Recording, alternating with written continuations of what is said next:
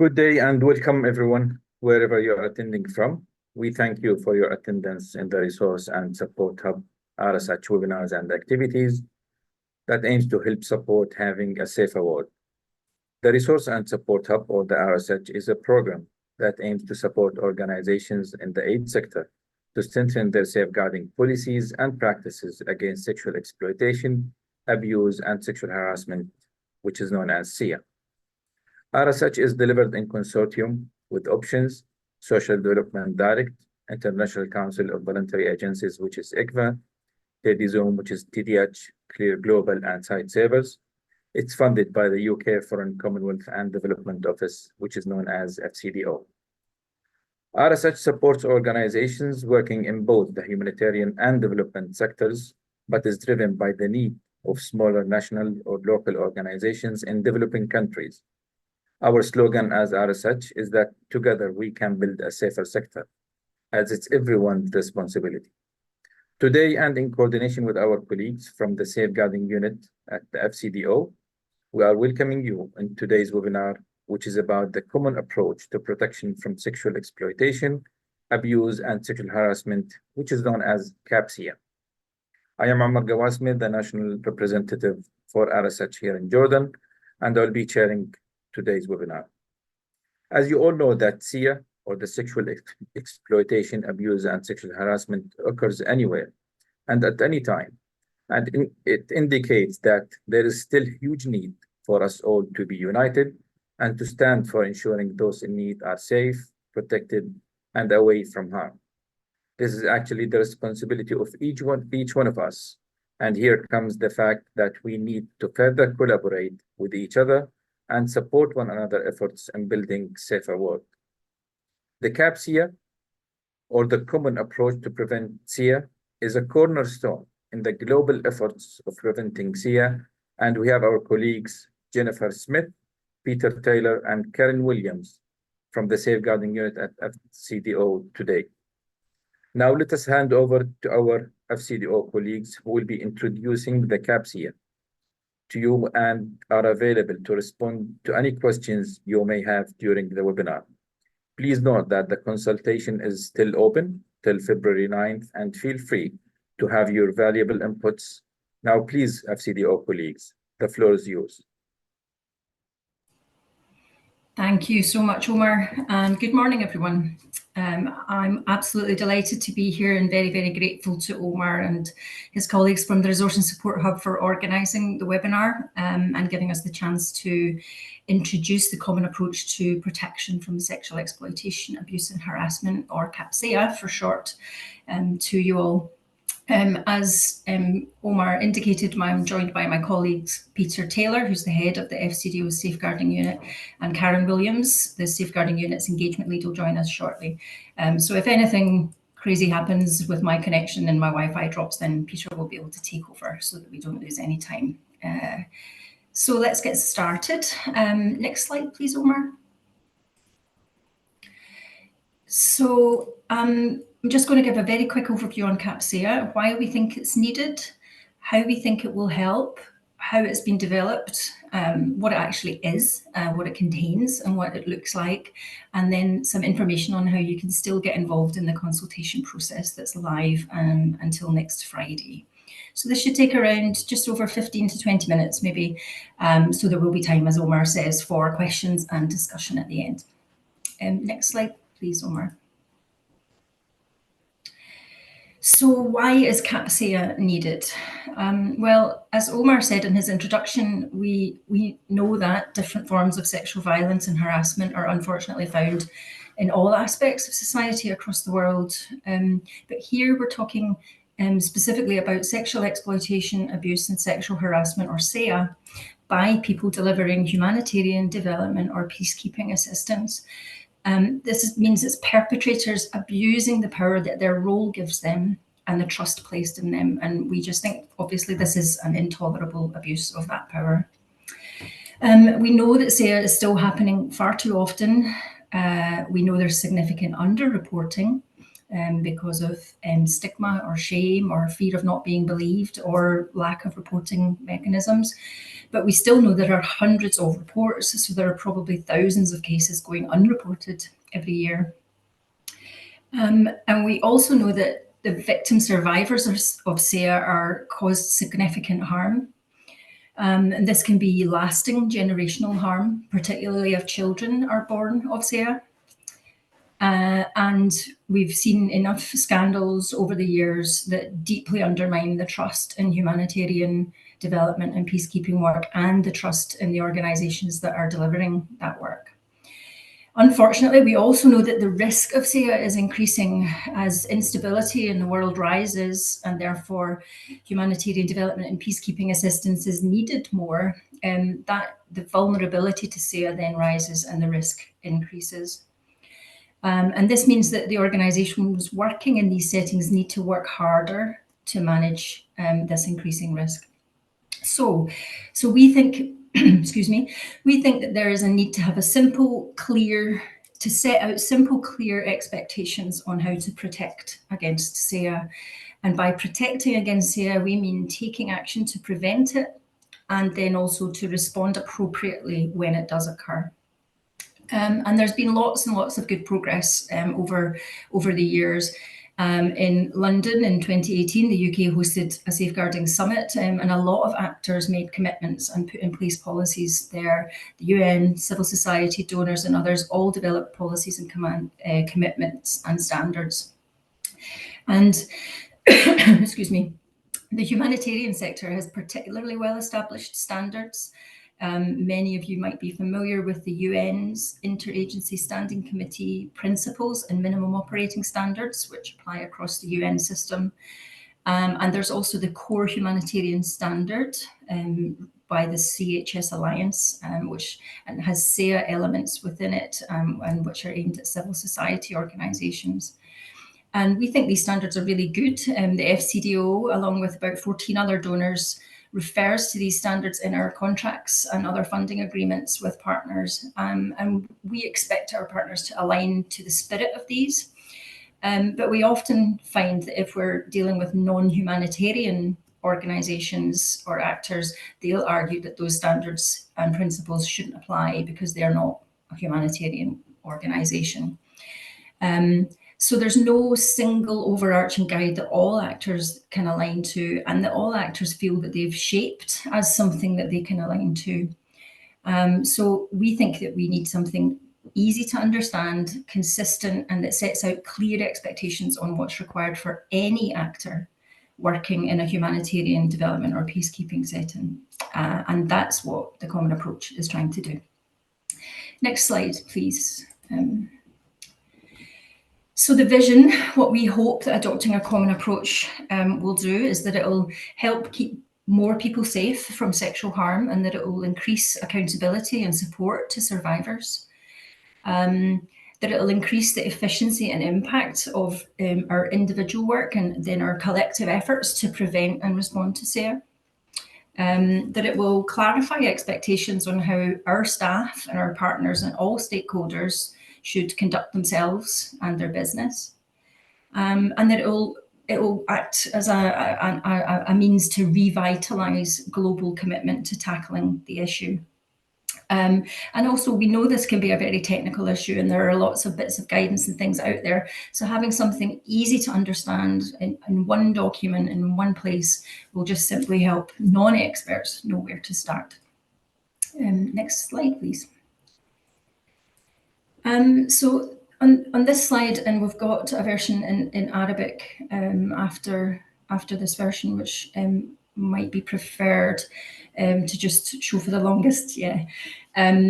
So I just wanted to give a very quick perspective speaking as a government. And in the UK, I mean, we've led the development of CAPSEAH because we're committed to supporting global efforts to tackle SEAH, and we've been working with others to drive up standards and try to role model good practice for a number of years now. But we think that having a common and consistent set of expectations will actually make this easier for us, and it will make it easier for the wide variety of partners that we work with. And as a government, we wear many hats shown in these little hexagons here. We work with global partners on policy to tackle SEAH. We work to agree standards to hold ourselves and other governments to account. And we're a member state and donor with influence in the UN and on the boards of multilateral development banks and other multilateral organisations that we invest in.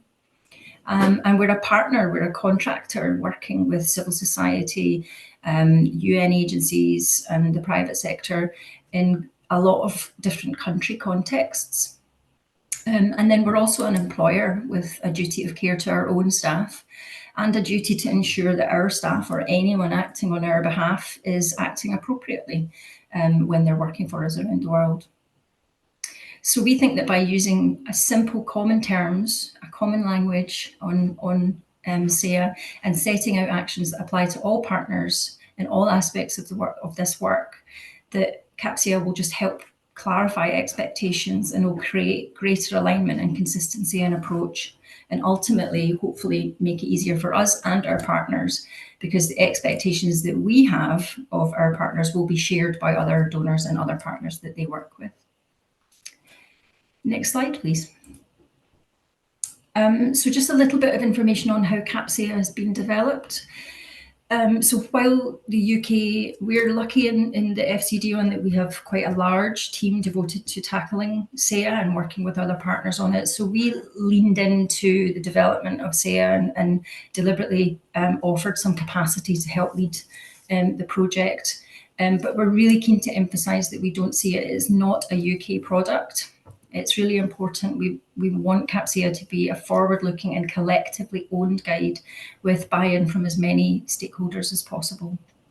So the draft CAPSEAH has been developed over the past year through an international steering committee, and that includes really strong and senior representation from the UN. We have Christian Saunders, who is the UN Special Coordinator on tackling SEAH. And also Jane Connors, the Victims' Rights Advocate. And we also have the Interagency Standing Committee, as well as the CHS Alliance. So we've got the owners of those key standards and some other standards like the OECD DAC recommendation, which applies to donors. We've got all of these owners of well-known standards on the committee to help us develop and make sure we're using their standards in the right way and that we're not losing anything as we bring them into CAPSEAH. There are also representatives from other multilaterals and other national governments and civil society and private sector researchers and academics. And we've done a lot of engagement through networks and webinars such as this. And I have to say it's been one of the most enjoyable parts of the job, is being able to just talk about these issues with stakeholders from all sorts of different parts of the sectors and parts of the world, and to get your feedback. So we're really looking forward to the Q&A in a little while, and we'd really encourage you to participate in the consultation. Should just say that CAPSEAH will be non-binding. It's not intended to be a treaty or a legally binding document, but we will be hoping that governments and organisations feel that they can endorse it and align to it. So, as it says on the slide here, we want CAPSEAH to provide an anchor for action. So we want governments and organisations to take action to improve and align their approaches to SEAH. We want it to be an anchor for dialogue as well, and this has been increasingly important through the process. Talking about approaches and sharing information and talking about barriers and challenges is a really useful part of the process, and in turn that helps us improve our partnerships and our collaboration. And also helps us look at ways in which we can improve the capability, capacity and resourcing that's needed to protect against SEAH. And just on that very last point, in very early discussions, it became clear that one of the main barriers to tackling SEAH is a lack of sustainable financial or human resource. So in parallel to the consultation on the draft, we've also started some work streams just looking at how to build a sustainable resourcing model for SEAH. So there'll be more on that later in the year. But the work streams are looking at global architecture, country architecture, what good resourcing looks like within an organisation, and then how we can get better at prevention and support to survivors. So there'll be more on that to come to. Next slide, please. So what actually is CAPSEAH? Well, when developing the draft as well, early on we got a clear steer that CAPSEAH needed to be very short and easy to understand in order to have added value in what's already a pretty crowded space of guidance on tackling SEAH. So, and it needs to be very easy for non-experts to pick up, but also the content. So the fact that it's drawn from existing resources that are out there already, but it's trying to pull them together into a very simple guide that everyone can understand. So the fact that it is drawn from existing sources means that a lot of it actually should be familiar to those of you who may already be following existing standards like the IASC or the CHS standards that I mentioned earlier. So the short document, the PDF, includes a page that is the collective vision for action, a page that is common PSEAH principles, and then another 2 pages which set out minimum recommended actions. And as it says on the slide there, the PDF is downloadable in a range of languages, and then it's supported online by quite a lot of information and further guidance and side posting online. Next slide, please. So as I said, we'll just quickly run through the principles. So there are 6 common principles, and these are based on the IASC principles, but paraphrased to remove that humanitarian label and to make clear that we think that these are principles that should apply across all humanitarian development and peacekeeping work.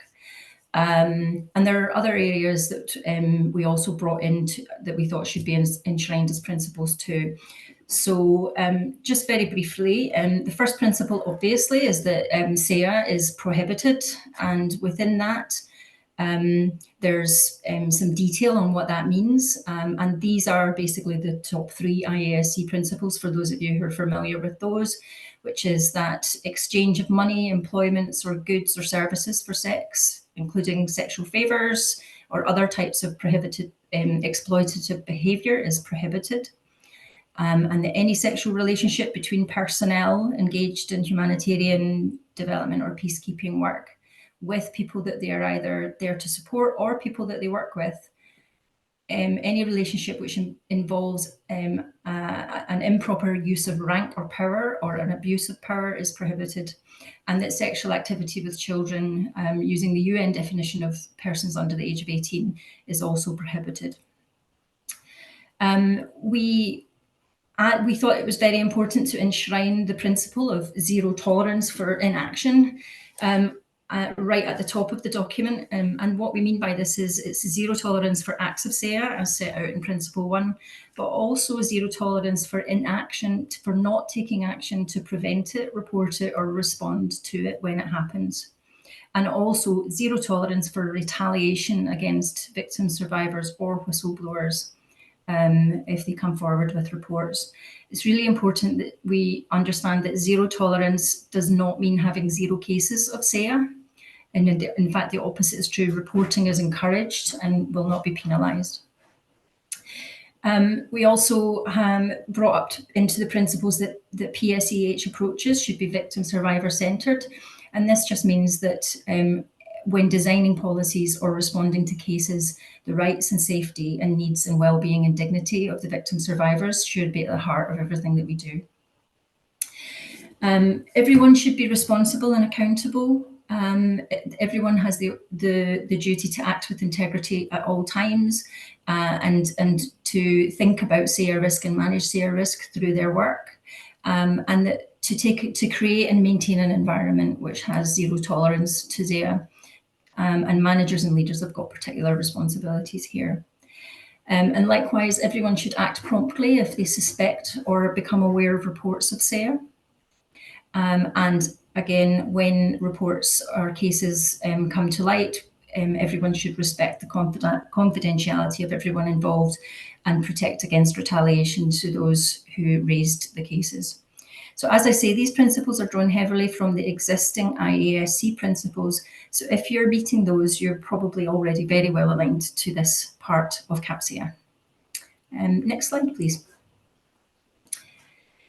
So after the principles, there's a set of minimum actions, and these are grouped into 6 themes.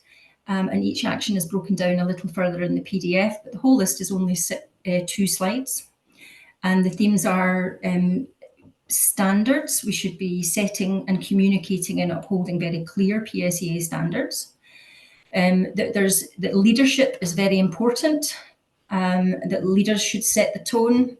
I think if you go back one, that's you. Leaders need to set the tone and embed an organisational culture of zero tolerance for inaction on SEAH.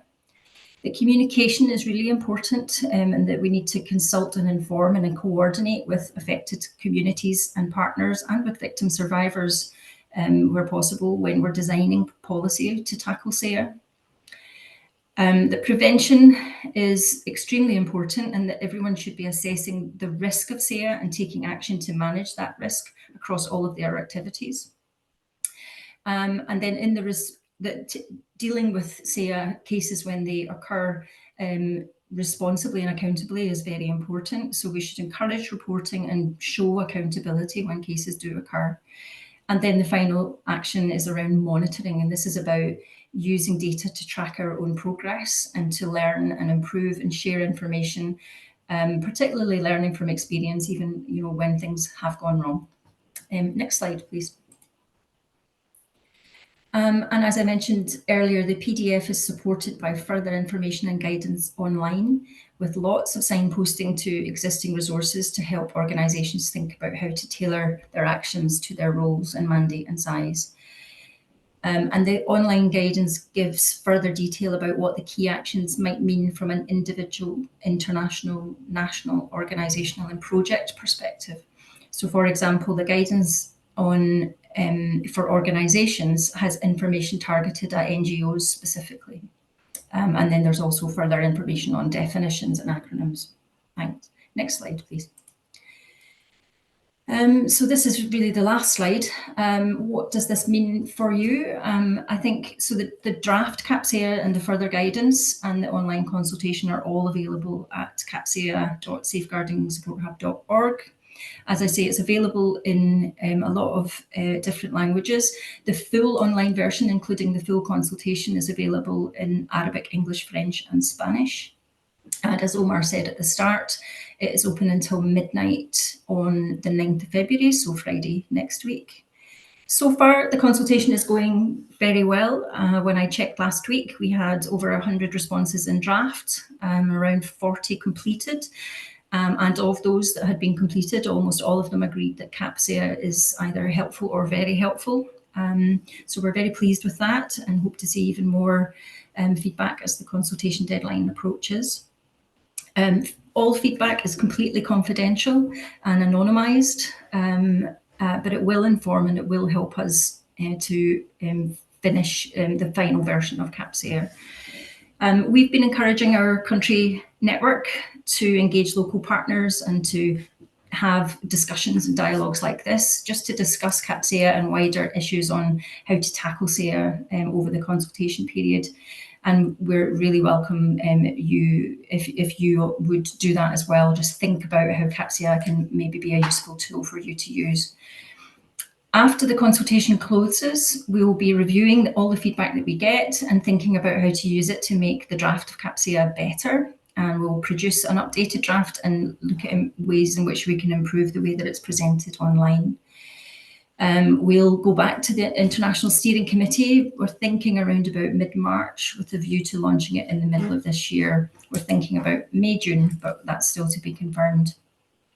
And as I mentioned earlier, for the final launch, we will be asking governments and organisations to endorse CAPSEAH. And as we get closer to that point, we're getting questions about what this actually means in practice.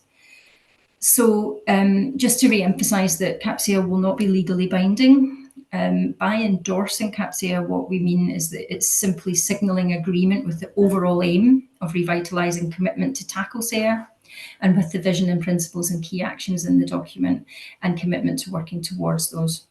we don't see that governments and organisations need to be fully compliant with everything that CAPSEAH says before they endorse it, but they should be interested in working towards aligning with it over time.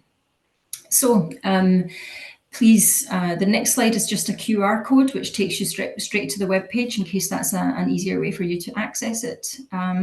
But happy to take any questions. Really interested to know if you think that this is something that will help you in your work. Thanks. Thank you very much, Jennifer and Peter, for this valuable introduction that we truly believe it's time where all our efforts should be united for the better of those who we are serving, and in most cases, those who are in need for our services. By we mean everyone, whether governments, donors, NGOs, UN, local organizations, private sectors, etc. The list is very long, but it's everyone's responsibility for sure. Now, let us together go through the questions that were raised by attendees. For those who did not ask till now, please go to the Q&A section and add your questions freely, and we'll try to make sure all questions are answered. So, Jennifer, if I go with the first question, how will the CAPSEAH benefit a small organization in a low-income country? Thanks, Omar. I'm just wrestling with my mute button. I think that's a great question. I mean, the aim is to, as you've just said, to create a guide which can be used by all different types and sizes of organizations. So, and we do know, and you know, I started working in a safeguarding policy area just over a year ago, and it is a technical, difficult area with lots and lots of information to get your head around. So we hope that CAPSEAH will help small organisations in particular just by providing a simple and concise reference document. It just will help them know where to start with preventing SEAH, and to more easily and quickly understand the key policies and actions that larger organisations that they might be trying to work with, the kinds of policies and procedures that those larger organisations might expect them to have in place. And then to easily access the further guidance and information and tools that might then help them put those standards in place. And we hope that if all organisations start to align to a more consistent set of expectations and standards, that this will make it easier for those small organisations to work with a range of partners, because the asks of them will be the same, instead of it being, if I'm working with these people, they've all got slightly different ways of working that I need to accommodate, because we do hear from small organisations that that can take up a lot of time.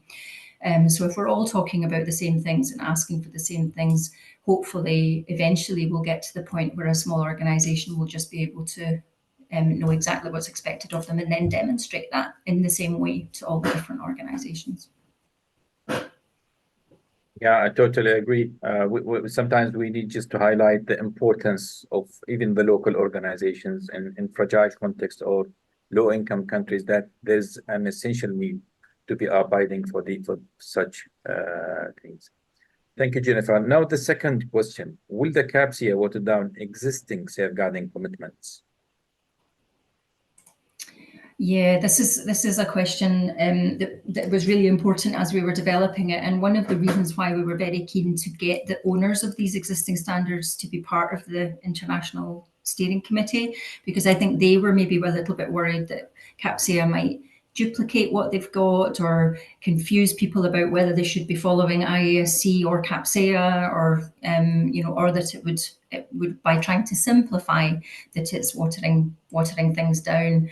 But I think it's really important, and this is one of the things that we've been testing in this consultation, is to make sure that we still are holding ourselves to high standards, to the kind of moral and integrity and behaviours that we would want to see, and the good risk management that we would want to see from anyone who's working with very vulnerable people. So it's synthesising the agreed safeguarding commitments and minimum standards and trying to put them into plain language but not water them down. It's about making them easier to understand, and by putting them in one place that's nice and easy to understand, we hope it will actually, and then signposting to the more technical information if that's what you need to then go on and learn about. But by doing that, we'll increase support for and awareness for these existing standards that's out there. Thank you again, Jennifer. We have a question. It's anonymous, there's no name, but what are the countries that FCDO Safeguarding Unit is prioritizing in terms of rolling out or presenting this information? Yeah. So on the steering committee, we're joined by Egypt have been part of the steering committee along with Mexico. And we've also got someone from the Gender Ministry in Uganda as part of the steering committee, along with Australia and the European Commission. But we're also, the UK hosts, chairs rather, a technical working group of other donors. So we're also having conversations with the other big donors, because as I say, if we can all start to ask all of our partners for consistent standards and talk the same sort of language, it's quite important we bring those other donors along with us. So that's people like the UK, Canada are extremely supportive. They're very, very keen, along with Australia, but all of the other large donors in the Nordic countries.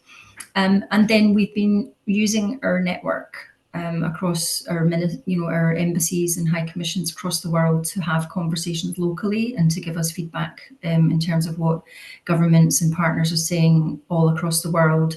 So that's been part of the consultation process as well. And that will be an ongoing conversation, talking to other national governments. I think one of the things that's unique about CAPSEAH is that when I mentioned in the presentation that it has the further guidance has signposting to particular types of actors, it actually has standards and actions for national governments, which I've never really seen articulated in that way. And we are hearing from some multilaterals and agencies in particular that it's often when they're dealing with national governments that, if they're trying to work with a health ministry to implement safeguarding standards across a health sector in a country, often that can be where there's just a communication barrier in terms of what kind of standards are needed. So CAPSEAH is trying to help do that as well. So that conversation with governments will go on. It will be part of that anchor for dialogue that I mentioned during the presentation. I hope that makes sense. It's a little bit of a longer answer than probably the questioner intended. No, thank you very much, Jennifer. We have a question from Chris. From experience, where has CAPSEAH focus had the biggest impact? Ministries, schools, college, local communities, law enforcement, military, etc.? Well, I mean, it's not launched yet. It's the draft that's out for consultation. And I'll be fascinated to see where it has impact. But I think out of that list, that some of the things that were mentioned there in terms of, police and different things that's where we can maybe take CAPSEAH, where it will actually help us have conversations with national governments about how to improve these public sector institutions that the national governments have control over. So I think where it's having impact just now as a draft, and it's just still an idea that's out there, is that we're getting really good feedback from small organizations, small NGOs who are being asked to meet a lot of standards, but maybe are very tiny organizations that only have 3 or 4 or 5 people. So it's helping them understand how they can meet that minimum and talk to larger organizations in a way that the larger organizations will understand. And I think it really is helping us as a government speak to the multilateral community and about consistent standards. So it's having an impact already, but I think going into that list that was in the question will be hopefully after the launch, when people really start thinking about what does it mean if I use this as a tool to improve what I'm doing domestically in a country. Thank you very much, Jennifer. A question from Inas. Why do you choose this approach, the survivor-centered approach, instead of human rights approach? That's a good question as well. Well, I mean, we see one as a subset of the other. And I think that the really prioritizing the rights of victim survivors, including understanding their human rights, is important. So there are references to respecting the human rights of populations, but also of victim survivors within the document. And I know that the fairly newly agreed victims' rights statement that the UN have agreed, it's the Statement of Victims' Rights, is linked to in the document and signposts to that. But if there are ways in which you think the document doesn't do that just now, that's exactly the sort of feedback that we want in the consultation. So please jump online and give us some thoughts on how you think it maybe doesn't do that as well as it could just now. Yeah, thanks you, Jen, for the answer. Now let's move to the last question, I believe, Sova. What if an organization is already aligned to the CHS standards? What else will they have to do? I think if they're already aligned to the CHS standard and have maybe even been accredited with that, I think they'll already be in a very good place. If they go through CAPSEAH, they'll see that they're already meeting a lot of the CAPSEAH standards. A lot of the documents should be very familiar to them. I think where CAPSEAH could maybe help is that there might be some other approaches or ideas that they haven't thought about but are actually useful to them, and they might find signposting to different tools or guides that they didn't know existed and that are actually really helpful to just help them to be more efficient in terms of their approach. But overall, if you're aligned to something like that, there should be a lot of CAPSEAH should be very familiar, and hopefully you're already going to be a long way towards being aligned to CAPSEAH. Thank you very much, Jennifer. I just put some questions on the chat. First one is there any plan to translate the CAPSEAH into Turkish language? Yes, we're very interested in translating it. What we were trying to do is, obviously translations just cost money, so we're hoping to finalize the draft, so get as much feedback as we can from the consultation process, and then we'll expand the translations, particularly of the PDF, which the short document, once we've got the final version. But yeah. Yeah, thank you. We have a question. How can organizations that fund overseas development or humanitarian projects use CAPSEAH to assess an organization's ability to prevent SEAH? Will there be a baseline assessment that funders and organizations can use? That's a really interesting question. I mean, I think, as I said in my presentation, at the moment, the FCDO and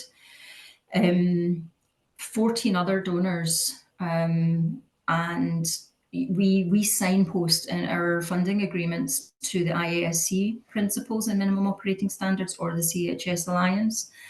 And I think a lot of the UN agencies will signpost to the IASC as part of their dealings. So, I mean, ultimately, if CAPSEAH is successful and is out there, we would probably want to just start mentioning CAPSEAH as a resource that we would want partners to look at, and start to think about and check that they're aligned with. So that's about organizations just aligning with the principles and key actions in a way that's proportionate to them. The idea of having a kind of standard accreditation is interesting, and that exists already for the CHS Alliance. But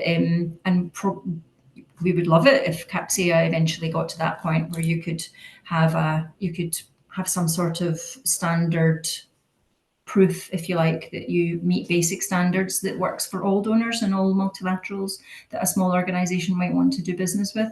But we're not quite there yet. We need to get CAPSEAH finalised and launched properly, and then that's the sort of thing that we might look at in much slower time. Yeah, thank you very much, Jennifer. And I think it's time where we should be all engaged in the consultation. So we truly would appreciate if everyone who's attending is able to join the consultation. We posted the link in the chat already, and we'll make sure to receive. So you receive the link maybe after the webinar. So please take your time and participate in the consultation. So it's something that we all should be aware of and engage with. We truly value your time and very thankful for attending such an important topic. As we say that the consultation is still available on the CAPSEAH website, we have put this into the chat. Please visit the website, read more about the CAPSEAH, forward it to your colleagues, and make sure to include your feedback into this. That's all we have for today. We hope you have enjoyed this webinar, and we thank you again, FCDO colleagues, the safeguarding unit from FCDO, for your informative presentation, and to all of your efforts, and for those who are engaged in the challenging questions we received. Now we'll be sharing a poll with you. We are so grateful if you can complete it, as it helps us to tailor our services to suit you and continue to improve the events we deliver. We will be sharing this webinar recording in both languages, Arabic and English, and the slides to you on the same page. That you will receive the link for that page, as well as other related resources you see in the chat, or all will be included in one place. If you want to hear about future SEAH webinars, subscribe to our newsletter, and we already put the link on the chat.